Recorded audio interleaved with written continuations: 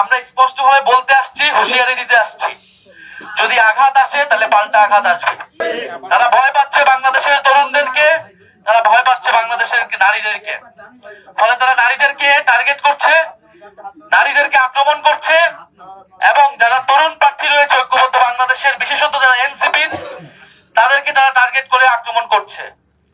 আমরা এখানে কোনো ভিকটিম কার্ড প্লে করতে আসি নাই, আমরা স্পষ্টভাবে বলতে আসছি, হুঁশিয়ারি দিতে আসছি, যদি আঘাত আসে তাহলে পাল্টা আঘাত আসবে। যদি নির্বাচন কমিশন নীরব ভূমিকা পালন করে, যদি পুলিশ নীরব ভূমিকা পালন করে, তাহলে আমাদের পক্ষ থেকে যা করণীয় আমরা তা করব। এক দলের প্রার্থীদের দিকে ডিম নিক্ষেপ করা হলে অন্য দলের প্রার্থীদের উপরেও ডিম পড়বে।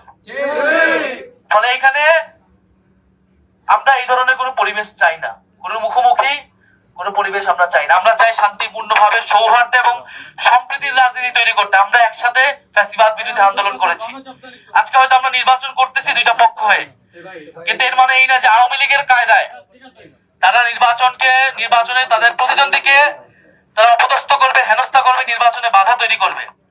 এবং এই সকল কিছু একটা পরিকল্পনার অংশ, যেই পরিকল্পনা, যেই প্ল্যানের কথা আমরা শুনে আসছি তারেক রহমান দেশে আসার পর থেকে।